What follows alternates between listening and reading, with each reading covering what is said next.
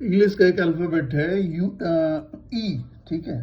तो आज पढ़ेंगे ई फॉर यूरोपियन यूनियन।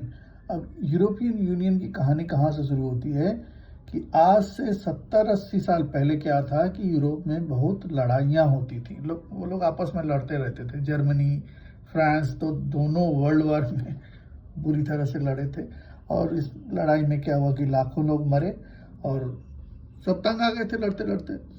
तो उन लोगों ने फैसला किया कि अब हम नहीं लड़ेंगे। अब क्या करते हैं, हम एक दूसरे के साथ चलो व्यापार करते हैं, एक साथ उन्नति करते हैं, चलो कारखाने लगाते हैं, और फिर जब इकोनॉमिक प्रोग्रेस होगा तो लड़ाइयाँ भी बंद हो जाएंगी।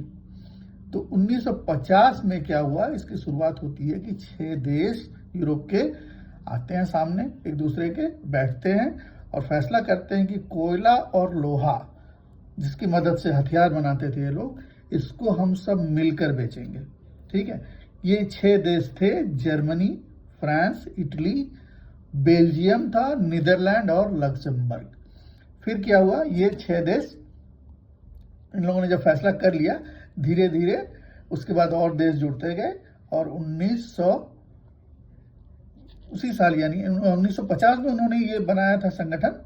और 1957 में 57 में ये 6 देश बोले कि अब हम एक कॉमन मार्केट बना लेते हैं। कॉमन मार्केट मतलब क्या कि टैक्सेस और ड्यूटीज वगैरह नहीं लगाएंगे, फ्रीली ट्रेड करेंगे। ठीक है। और एक दूसरे का सामान वो आसानी से बेचने लगे विदाउट, आजकल जो प्रॉब्लम हो गया ना, ड्यूटी लगा के, ड्यूटी क्यों लगाई जाती है कि दूसरे देश का सामान अपने देश में महंगा हो जाए, जिससे अपने देश का कंपटीशन जो है, अपने देश की कंपनियां आगे बढ़ सकें। तो उन्होंने फैसला किया नहीं, हम एक कॉमन मार्केट बनाएंगे और यहाँ सामान बेचेंगे और टैक्सेस नहीं लगाएंगे एक दूसरे पर। फिर आता है 1993, जब इन्होंने इसका नाम रखा यूरोपियन यूनियन। ठीक है। अब लोग यूरोपियन यूनियन बनने के बाद क्या हुआ कि लोग अब पासपोर्ट से एक दूसरे के देश यानी यूरोप के अंदर, इन देशों के अंदर आने जाने लगे थे और उनका जैसे और भी जो भी काम होता, पढ़ाई लिखाई, घूमना फिरना, ये सब आसान हो गया।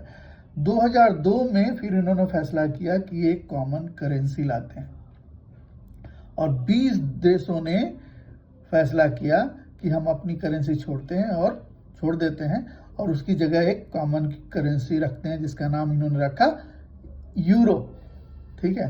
जैसे भारत में, पूरे भारत में रुपया चलता है ना, वैसे पूरे यूरोपियन यूनियन में ये यूरो चलने की बात कब आई, 2002 में।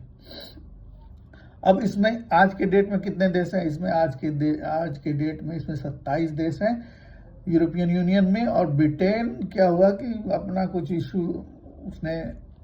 इश्यूज लेके 2020 में उसने एग्जिट कर दिया ईयू को, यानी उसको ब्रेक्सिट नाम से भी जाना जाता है, और वो उससे निकल के चला गया।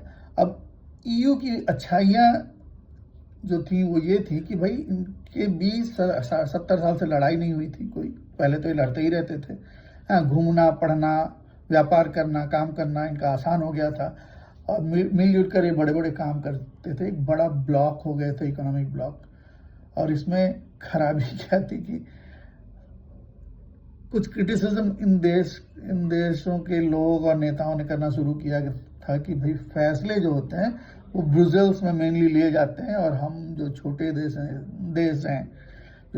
हैं उनकी कोई नहीं सुनता। ये लेके कुछ उनमें एक असंतोष था कि छोटे देशों की बात सुनी नहीं जाती है, बड़े देश ही फैसला करते हैं और भी सब फैसले ब्रुसेल्स में होते हैं। तो इसको आसान शब्दों में समझते हैं इस तरह कि ईयू एक बड़ा ग्रुप है जो पहले इसलिए बना था कि यूरोप में कभी लड़ाई ना हो। हाँ, शुरू में तो बहुत अच्छा लगा, लेकिन अब कुछ लोग थोड़े से असंतुष्ट दिखाई दे रहे हैं। अभी आजकल के हेडलाइंस में कहीं था कि कई देश कह रहे हैं कि हम अब अलग हो जाएं, नहीं तो हमारा कोई अस्तित्व नहीं रहेगा, क्योंकि ये अमेरिका पर भी बहुत डिपेंडेंट है। और अभी जो ब्लॉग्स बन रहे हैं कि दुनिया में पावर बढ़ रहा है अमेरिका का, रशिया का, चाइना का और इमर्जिंग कंट्रीज में इंडिया का, तो यूरोपियन यूनियन को कहीं ना कहीं लग रहा है कि वो पीछे हो जा रहा है। इसलिए ये देश चाह रहे हैं कि नहीं, हम थोड़ा यूरोपियन यूनियन से अलग अगर होंगे तो हमारा अपना अपना अस्तित्व रहेगा। ठीक है, फिर मिलते हैं किसी और टॉपिक को लेकर और तब तक लाइक शेयर सब्सक्राइब कर देना जिसको इसकी ज़रूरत हो।